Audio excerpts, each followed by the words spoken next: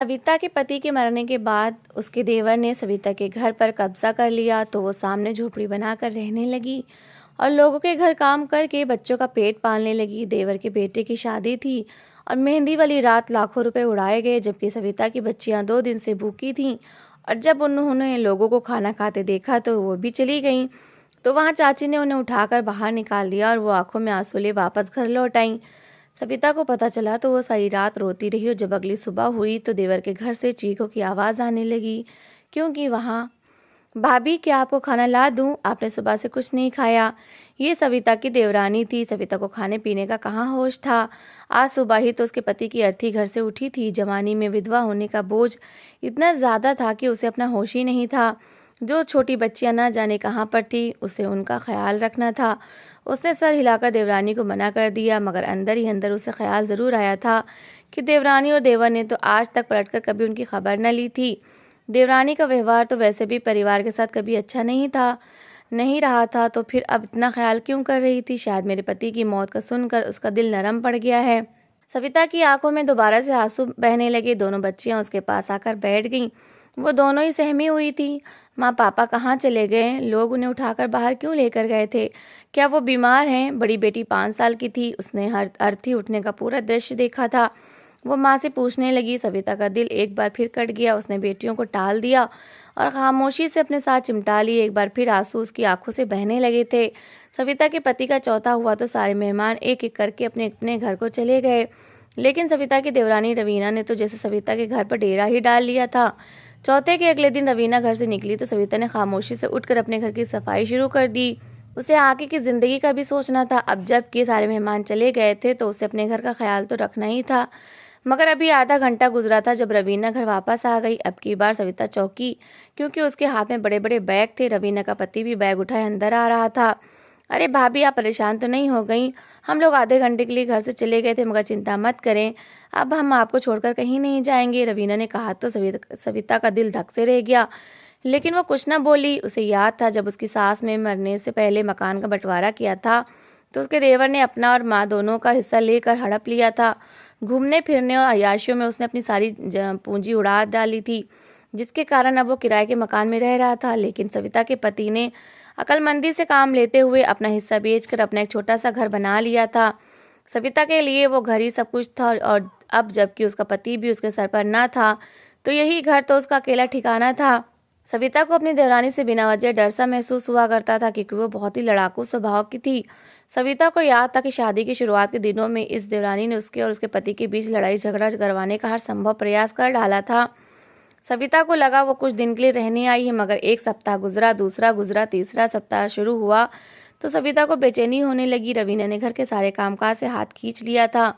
वो सारा दिन मोबाइल चलाया करती, सविता के बच्चों पर अपना आदेश चलाया करती थी, लेकिन घर से जाने का उसने दोबारा नाम न लिया। उस दिन सविता घर में रखे हुए कुछ पैसों से सौदा खरीद कर लाई तो ये देखकर हैरान रह गई कि देवरानी ने उसकी बड़ी बेटी को अपने पैरों के पास बिठाया हुआ था और उससे अपने पैर दबवा रही थी। रवीना, मेरी बेटी छोटी सी है, उसे पैर दबाना नहीं आते, सविता ने नरमी से कहा और बेटी को वहां से उठ जाने को कहा, मगर देवरानी ने बुरा समूह बना लिया। इतने नखरे किस बात के हैं भाभी? जरा सा पैर ही तो दबवाए हैं। मैं भी तो इस घर में दिन भर 100 काम कर लेती हूँ, तब तो आप कुछ नहीं कहती। वो बड़बड़ाती हुई अंदर चली गई। वो पूछना चाहती थी कि कौन सा काम। सुबह नाश्ते से लेकर रात का खाना तक तो सविता खुद बनाया करती थी। अब घर में रखा हुआ राशन खत्म हो रहा था। अलमारी में रखे हुए पैसे भी अब खत्म होने लगे थे। सविता ने पैसे निकालकर उनका हिसाब किया तो 1 हफ्ता और इन पैसों से राशन आ सकता था। वो अपना सर पकड़कर बैठ गई। पति की मौत का दुख अलग था, मगर घर के खर्चे मुंह खोले उसके सामने खड़े थे। उसने छोटे देवर से बात करने का फैसला किया, जो यूनिवर्सिटी में पढ़ता था। रोहन, अपने भाई आकाश से पूछो कि वो लोग अपने घर कब जाएंगे। मेरे पास अब घर के खर्चे के लिए ज़्यादा पैसे नहीं बचे। सविता की बात पर रोहन ने अजीब सी निगाहों से भाभी को देखा। वो लोग अब कहीं और क्यों जाएंगे भाभी? उन्होंने तो अपने किराए का मकान कब का छोड़ दिया है और वो अब हमेशा के लिए यहीं रहने आ गए हैं। रवीना भाभी मुझे कह रही थी कि आप अब अकेली नहीं रह सकती, और एक विधवा औरत का जवानी में अकेले रहना ठीक नहीं, इसलिए आपके साथ उनका रहना ज़रूरी है। रोहन ने जैसे जान छुड़ाने वाले अंदाज में सविता को बताया और फिर से बाहर निकल गया। सविता हक्का बक्का खड़ी रह गई। ये उसकी छठ थी, मगर उसे साफ लग रहा था कि उसके हाथों से निकलती जा रही है। उस दिन वो सारे घर के कपड़े धोकर फ्री हुई तो बाल्टी उठाकर कपड़े तार पर डालने छत पर चली आई। उसे नहीं पता था कि उसकी देवरानी पहले से ही छत पर है। जब उसने आखिरी सीढ़ी पर पैर रखा तो उसके कान में देवरानी की आवाज़ पड़ी। वो किसी से फ़ोन पर बातें कर रही थी। अरे अच्छा हुआ राकेश भाई का देहांत हो गया है और हम लोग यहाँ सविता भाभी के घर आ गए हैं। वहाँ तो हर महीने किराया भर भर कर आकाश की सारी सैलरी ही खत्म हो जाती थी। जब अपना घर है तो क्यों किराए पर रहें वहाँ पर। मैं तो सारा सामान उठाकर यहाँ आ गई हूँ। अब यहाँ से मुझे कोई नहीं निकाल सकता, देवरानी आराम से कह रही थी। सविता के पैरों के नीचे से ज़मीन निकल गई। क्या वो हमेशा के लिए उसके घर पर कब्जा करने के लिए आ गई थी। फोन की दूसरी तरफ आदमी शायद उससे पूछ रहा था कि कहीं सविता को बुरा तो नहीं लगता। लगता है बुरा तो लगता रहे, हम कौन सा उसकी मर्जी के गुलाम हैं। वैसे भी उसमें इतनी हिम्मत नहीं कि वो मुझे यहाँ से निकाल सके। देवरानी जोर से हंस पड़ी थी। सविता मरे मरे कदमों से वापस नीचे उतर आई। फिर जो उसने ध्यान देना शुरू किया तो उसे पता चल गया कि देवरानी कुछ गलत नहीं कह रही। वो सच में उसके घर पर कब्जा करने के लिए आई थी। सुबह से लेकर शाम तक घर में क्या बनेगा, क्या काम कैसे होगा, हर चीज में देवरानी का आदेश चलता था। उसने सविता को घर की नौकरानी बना दिया था। उसकी छोटी छोटी बच्चियों से वो सारा दिन बाहर से सामान मंगवाती और घर के कामकाज करवाती। महीने के अंत में जब राशन लाने का समय आता तो देवरानी मजे से कहती, अरे भाभी हम तो आपके लिए यहाँ पर पड़े हुए हैं, वरना हमारा तो अपना घर है, हम वहाँ ही जाकर रह लेंगे। न जाने कब आपकी बच्चियाँ थोड़ी बड़ी होंगी तो हम आपके उनके सहारे पर छोड़कर जा सकेंगे। अभी तो आकाश कहते हैं कि मेरी भाभी जवान है और सुंदर है, मैं उन्हें नहीं छोड़ सकता। सविता के पास रुपए पैसे पूरी तरह से खत्म हो चुके थे। आकाश घर में एक रुपया भी देने को तैयार न था। सविता के सामने जिंदगी के सारे दरवाजे बंद होने लगे। उसके पास आमदनी का कोई तरीका नहीं था। उस दिन वो परेशान बैठी थी जब पड़ोस की कमला मौसी खीर देने आई। क्या बात है सविता, बड़ी चुप चुप हो, क्या हुआ है? कमला मौसी ने पूछा तो सविता जैसे रो पड़ी। क्या बताओ मौसी, पति के मरने के बाद जिंदगी कठिन हो गई है। बच्चियों का स्कूल छूट गया है क्योंकि फीस जमा करने के मेरे पास पैसे नहीं हैं। जैसे तैसे करके दाल रोटी चल रही थी, मगर आज तो मेरे सारे पैसे खत्म हो गए हैं। देवर घर में एक रुपया देने को तैयार नहीं होता, उल्टा उनके खाने पीने का खर्चा भी मुझे उठाना पड़ता है। अब मुझे समझ नहीं आता मैं खर्चा कैसे उठाऊं। सविता की बात पर मौसी की आंखें फटी की फटी रह गईं। आय हाय, तो क्या तेरी देवरानी का यहाँ से जाने का कोई इरादा नहीं है? मैं तो कहती हूँ निकाल उसे यहाँ से, अपने घर जाकर रहे। जब अपना हिस्सा ले लिया था उसने और अपनी सास का भी हिस्सा वो हड़प कर गए थे, दोनों खा पी कर पैसे उड़ा डाले और अब तेरे सर पर आकर बैठ गए हैं। अपने इस घर के बीच से दीवार उठाकर आधा हिस्सा किराए पर दे दो, तुम्हारी आमदनी का सहारा हो जाएगा। मौसी की बात सविता के दिल को लगी थी। घर बैठे आमदनी की व्यवस्था हो जाती, लेकिन वो देवरानी के वो घर से जाने का कैसे कहती। उनके तो जाने के कोई आसार नजर ना आ रहे थे। उसने फैसला कर लिया कि आज आकाश काम से वापस आएगा तो वो उससे बात करेगी। आकाश शाम को वापस आ गया। अपनी पत्नी और उसके बच्चों के लिए बर्गर लाया था, मगर उसने सविता और उसकी बेटियों को कुछ ना दिया। सविता की बच्चियां मांगती रहीं। सविता उन्हें बहला फुसलाकर कमरे के अंदर ले गई। थोड़ी देर बाद जब वो दोनों खा पी चुके तो सविता ने उनके कमरे का दरवाज़ा खटकाया। कौन है, आ जाओ अंदर। अंदर से देवरानी की आवाज़ आई। सविता अंदर आई। सामने आराम से पति पत्नी लेटे हुए थे। सविता को देखकर देवरानी चौंक गई। वो आज पहली बार उसके कमरे में इस तरह आई थी। क्या बात है भाभी, देख तो रही हैं आकाश घर आ गए, हम लोग आराम कर रहे हैं, आपको इस तरह कमरे में नहीं आना चाहिए था, देवरानी ने कहा। तो सविता हल्का सा मुस्कुराई। हाँ मैं जानती हूँ, लेकिन मैं तुमसे एक ज़रूरी बात करने आई हूँ। तुम लोगों ने काफ़ी समय यहाँ गुजार लिया, मुझे अच्छा लगा तुम लोग मेरा ख्याल रखने के लिए आए, लेकिन अब मुझे इस मकान को किराए पर देना है, इसलिए तुम लोग जितनी जल्दी हो सके अपनी व्यवस्था कहीं और कर लो, सविता ने कहा और पलटकर जाने लगी तो अचानक आकाश अपनी जगह से उठा। क्या कहा भाभी, अपनी व्यवस्था कहीं और कर लो? ये मेरे मरे हुए भाई का घर है और मुझे इस घर से कोई नहीं निकाल सकता। आप तो बिल्कुल भी नहीं। आकाश की आवाज़ में हठधर्मी थी। सविता अचानक पलटी। ये मरे हुए भाई का घर जरूर है, मगर ये तुम्हारे पिता का घर नहीं है। उन्होंने जो घर बनाया था उसे बेचकर तुम सब ने अपने अपने हिस्से कर लिए। उसके बाद मेरे पति ने अपने हिस्से में से ही सास को भी अपने पास जगह दी और छोटे देवर रोहन को भी। अभी मैं उसका खर्चा उठा रही हूँ, तुम्हारा इस घर में कोई हिस्सा नहीं है। अच्छा यही है कि इस घर से निकल जाओ, सविता ने दिल कड़ा करके कहा था, मगर देवर अचानक आगे बढ़ाया। वो चौड़ा जवान और मजबूत मर्द था। सविता घबरा गई। उसने आगे बढ़कर सविता का बाजू दबोचा और बोला, इतनी हिम्मत कि बाहर की आई हुई लड़की मुझे मेरे घर से निकालने की कोशिश करे। अभी बताता हूँ कि निकलता कौन है। चल उठा अपना सामान और निकल जा घर से बाहर। सविता हक्का बक्का रह गई, मगर उसके देवर ने जुल्म की सारी हदें पार कर दी। उसने सविता को हाथ से दबोचा और सीधा ले जाकर गेट के बाहर तकरीबन फेंक दिया। बच्चियां अंदर कमरे में थीं। देवर लपकता हुआ उन बच्चियों तक गया। उन्हें भी ये कहकर उनके हाथ से पकड़कर गेट के बाहर ले जाकर फेंक दिया कि उनका बाप मर चुका है, उनका इस घर पर कोई अधिकार नहीं है। ये घर उसका और उसकी पत्नी का है। देवरानी ने जल्दी जल्दी उल्टे सीधे एक बैग के अंदर सविता के कपड़े ठूसे और उसे भी वहां उसके पास जाकर ले जाकर पटका। अब ये घर हमारा है, आइंदा इस घर के अंदर पैर भी मत रखना। देवरानी आराम से कहते वापस अंदर मुड़ गई थी। बैठे बिठाए उसे बना बनाया घर मिल गया था। भला उसे और क्या चाहिए था। शाम का अंधेरा चारों ओर फैलने लगा था। सविता थोड़ा संभली तो उसने देखा कि पूरी सुनसान गली में और कोई नहीं था, सिर्फ कुछ बच्चे खेल रहे थे। देवर ने तो उसे घर से निकाल दिया था। सविता ने बुरी तरह से दरवाजे को पीटा। ये मेरा घर है, यहाँ से बाहर निकलो, मैं कहीं नहीं जाऊंगी। वो रोते हुए कह रही थी, मगर अंदर वाले लोगों ने ताला लगा लिया था। उसकी आवाज़ सुनने वाला कोई नहीं था। घंटा भर तक सविता दरवाज़ा पीटती रही, मगर कोई न निकला। उसे उम्मीद थी कि रोहन वापस आएगा तो वो उसे देखकर अंदर ले जाएगा। थोड़ी देर के बाद मोटरसाइकिल रुकने की आवाज़ आई तो सविता ने लपक कर देखा, वो रोहन था। बाहर क्यों खड़ी हैं भाभी? रोहन ने सविता से पूछा तो सविता रो पड़ी। आकाश भाई ने मुझे घर से निकाल दिया है और कह रहे हैं कि ये घर उनका है, सविता ने रोहन को बताया। रोहन कुछ पल तक उसे देखता रहा और उसी पल दरवाज़ा खुला और अंदर से आकाश बाहर निकला। इस औरत की झूठी बातें मत सुनो रोहन, तुम्हें याद है ना कि 1 महीने बाद तुम्हारी शादी है। शादी के सारे खर्चे पूरे करने के लिए तुम्हारे पास एक फूटी कौड़ी भी नहीं है। अगर तुम चाहते हो कि मैं तुम्हारी शादी करूं तो चुपचाप से घर के अंदर आ जाओ और इस औरत को अंदर मत आने देना। आकाश ने रोहन को खुली धमकी दी। वो भी लालची इंसान था। कुछ देर तक भाभी को देखता रहा और फिर खामोशी से घर के अंदर चला गया। आकाश के चेहरे पर एक जीत भरी मुस्कुराहट फैल गई। सविता जोर जोर से रोने लगी, लेकिन उसकी वहां सुन कौन सक रहा था। आकाश ने दोबारा अंदर जाकर दरवाजा बंद कर लिया। दोनों बच्चियां सहम कर माँ से लिपटी हुई थीं। वो भी रो रही थी। न जाने सविता कितनी देर उन्हें लिए वहां खड़ी रही। गली में आवारा कुत्ते निकल आए। कुत्ते बच्चियों को देखकर भौंकने लगे। दोनों बच्चियां बुरी तरह से डर गईं और रोने लगीं। माँ प्लीज यहाँ से चले, माँ कहीं और चले, ये कुत्ता हमें काट लेगा। वो बच्चियां डर रही थीं। सविता ने बेबसी से इधर उधर देखा। वो कहाँ जाती? शादी के बाद माता पिता का देहांत हो गया था। बहन भाई कोई थे नहीं। ऐसे में उसके पास रहने के लिए और कोई ठिकाना भी न था। सविता ने दिल ही दिल में भगवान को याद किया कि इस कठिन समय में उसके पास और कुछ न सही तो रात बसर करने के लिए ठिकाना ही मिल जाए। सविता की प्रार्थना भगवान ने सुन ली। सविता की नज़र 2 मकान छोड़कर सामने खाली प्लाट पर पड़ी, जहाँ कुछ समय पहले धोबी ने अपनी झोपड़ी लगा रखी थी। वो तो वहां से चले गए थे, लेकिन उनकी लगाई झोपड़ी थोड़ा बुरी हालत में अभी तक वहीं लगी हुई थी। मौसम खराब होने लगा। तेज हवा के झोंके सविता और उसकी मासूम बच्चियों के शरीर को चीरने लगे। वो लपक कर दोनों बच्चियों को गोद में उठा उस झोपड़ी के अंदर चली गई। वो बुरे हाल में थी, लेकिन मजबूती से बनाई गई थी। यहाँ अंदर तेज हवाओं से इन्हें कोई खतरा नहीं था। सविता ने दोनों बच्चियों को सीने से लगाया और अंदर मिट्टी से अटे हुए फर्श पर दोनों को लेकर बैठ गई। आंसू उसकी आंखों से बह चले जा रहे थे, लेकिन वो कुछ नहीं कर सकती थी। सुबह उठते उसने झोपड़ी को रहने के लायक बनाया और दोनों बच्चियों को लेकर निकल गई। मोहल्ले के आसपास अमीर लोगों की आबादी थी। सविता उधर ही चल दी। कुछ घरों में फिरने के बाद आखिरकार उसे 2-3 घरों में काम मिल गया। बर्तन धोने और कपड़े धोने का काम, जिनसे वो अपने बच्चों का पेट तो पाल ही सकती थी। सविता को जो भी देखता हैरान रह जाता। इतनी सुंदर और कम उम्र लड़की और इतना कठिन जीवन गुजारने पर मजबूर थी, सिर्फ इसलिए क्योंकि उसके अपनों ने उसके सर से छत छीन ली थी।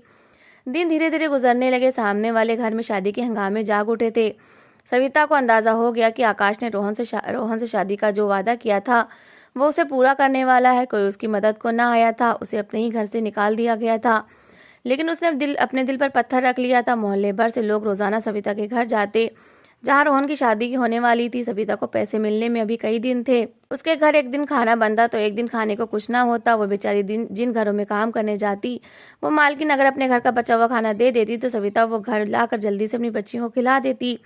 और अगर कभी कहीं से खाना न मिलता तो उसकी दोनों बच्चियां भूखी ही सो जाती। दिन कठिन जरूर थे, मगर सविता हिम्मत से उन्हें काट रही थी। अगर उस दिन वो घटना न हुई होती। 2 दिन हो गए थे। सविता को किसी काम वाले घर से खाने के नाम पर कुछ न मिला था।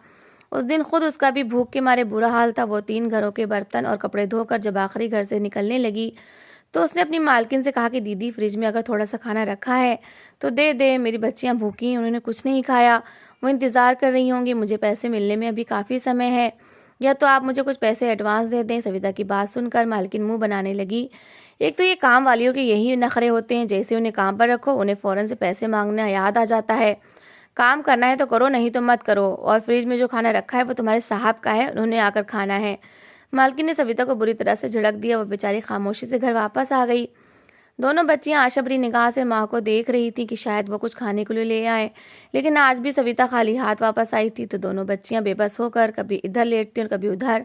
तभी सामने सविता के घर में शोर सा होने लगा। वहां पर रोहन की मेहंदी हो रही थी। थोड़ी देर के बाद खाने की सुगंध झोपड़ी के फटे हुए पर्दों से टकराई और अंदर आई तो सविता की दोनों बच्चियां बेचैन हो गईं। सविता के तो कमजोरी की मारी दीवार से टेक लगाए बैठी थी। मगर दोनों बच्चियां लपक कर घर से बाहर निकल गईं। सामने गाने बज रहे थे, शानदार तरीके से मेहंदी की रस्में की जा रही थी, कई डिशेस बनाई गई थी जिनको लेकर वेटर्स घर के अंदर पहुंचा रहे थे। आ जाओ, चाची से कहते हैं हमें भी खाना दे दें, बहुत भूख लगी है, चाची खाना दे देगी। सविता की बड़ी बेटी ने छोटी का हाथ पकड़ा और लोगों की भीड़ के साथ घर के अंदर चली गई। अंदर घर में तो अजीब दृश्य था। हर एक को शानदार तरीके से खाना खिलाया जा रहा था, क्योंकि आकाश ने रोहन से वादा किया था कि अगर वो इस घर से सविता को निकालने में उसकी मदद करेगा तो उसकी बहुत शानदार तरीके से शादी करेगा। सविता की दोनों बेटियों को बहुत भूख लगी हुई थी। सामने मेज के ऊपर चावलों से भरा एक ट्रे रखा हुआ था। दोनों बच्चियां लपक कर टेबल के पास पहुंची। मेहमान अभी आकर बैठे नहीं थे। बड़ी वाली ने हाथ बढ़ाकर ट्रे में से चम्मच भरा और जैसे अपने मुंह में डालने लगी, उसका हाथ किसी ने पकड़ लिया। भिखारियों के बच्चे यहाँ तक आ पहुंचे हैं हमारी खुशियों को नजर लगाने के लिए।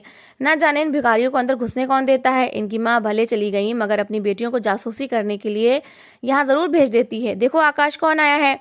सविता की देवरानी ने बच्ची का हाथ दबोचते हुए अपने पति को आवाज लगाई। सविता का देवर आकाश लपक कर आया। वो शादी के कामों में व्यस्त था मगर देख सब रहा था। आकाश ने एक थप्पड़ दोनों बच्चियों को लगाया। क्या पता करने आई थी यहाँ पर? हाँ, क्या देखने के लिए आई थी? माँ ने भेजा है तुम्हें? बच्चियां रोने लगी और बार बार कहती जा रही थी, नहीं चाचा, हमें भूख लगी थी, हमने 2 दिन से खाना नहीं खाया, इसलिए यहाँ पर आए हैं, माँ ने नहीं भेजा। मगर चाचा और चाची तो जैसे पागल से हो गए थे। उन्होंने खूब मारपीट करके दोनों बच्चियों को धक्के देकर घर से निकाल दिया। रोहन सामने खड़ा खामोशी से सारा दृश्य देखता रहा मगर आगे न बढ़ा। दोनों बच्चियां पहले ही भूख से बेहाल थी। उन्हें इतना बुरा मारा गया कि वो लड़खड़ाकर गिरती पड़ती बड़ी मुश्किल से अपनी माँ के पास पहुंची। सविता ने जो बेटियों की ये हालत देखी तो उसका दिल जैसे हाथ में आ गया। क्या हुआ तुम्हें? किसने मारा है? सविता ने बेटी के फटे हुए होठ से निकलते हुए खून को देखकर कहा। चाची ने मारा है माँ, उनके घर में बहुत सारे खाने बने हैं लेकिन हमने खाना मांगा तो हमें नहीं दिया बल्कि मार मारकर भगा दिया, बच्ची ने रोते रोते बताया। सविता बेबसी से अपने होठ काट कर रह गई। उसने दोनों बच्चियों को अपने सीने से लगाकर बुरी तरह से रोने लगी। बिन बाप की बच्चियों के साथ इतने अत्याचार पर उसका दिल कटकर रह गया था, जबकि वो घर भी उसका अपना था जहाँ से ताकतवर मर्दों ने उसे घर से बाहर निकाल दिया था। उस पूरी रात भर तेज हवाएं चलती रहीं। सविता बच्चियों को सीने से लगाए रात भर रोती रही। वो थकी हारी भूख से निढाल बच्चियां माँ की गोद में छुपकर सो गईं। सविता भगवान से शिकायत करती रही, शायद उसकी प्रार्थना सुन ली गई, क्योंकि सविता के घर में मेहंदी की सारी रात नाच गाना करने के बाद जब सारे घर वाले सोए तो किसी को एक दूसरे की भी खबर न रही। आकाश जिस कमरे में बेखबर सोया था उसी कमरे की दाईं तरफ वाली दीवार पता नहीं कैसे टूटकर आकाश के ऊपर आ गिरी। दीवार गिरने से छत का पूरा मलबा आकाश पर आ गिरा। वहां सिर्फ आकाश ही नहीं था बल्कि उसकी पत्नी भी थी। मलबा जो उसके पैरों पर गिरा, उसकी जोरदार चीखें गूंजी। मोहल्ले वाले लपक कर उनके घर के आसपास जमा हो गए। सविता भी चीखें सुन चुकी थी। वो भी घबराकर अपनी झोपड़ी में से बाहर निकली। सामने का दृश्य ही हैरान करने वाला था। सविता को याद आया उसके मकान की ये वाली दीवार काफी समय हुआ खराब हो चुकी थी और उसका पति अक्सर कहा करता था कि इस मकान को दोबारा से बनवाना है, लेकिन शायद आकाश को इस चीज का अंदाजा ना था, इसीलिए वो इसी दीवार के पास सोया। घर के अंदर से रोने और चीखों की आवाजें सुनाई दे रही थी। सब लोग एक एक करके घर के अंदर जा रहे थे। सविता भी घबराकर अंदर चली गई। सामने का दृश्य दिल दहला देने वाला था। दाईं तरफ वाला कमरा पूरी तरह से गिर चुका था।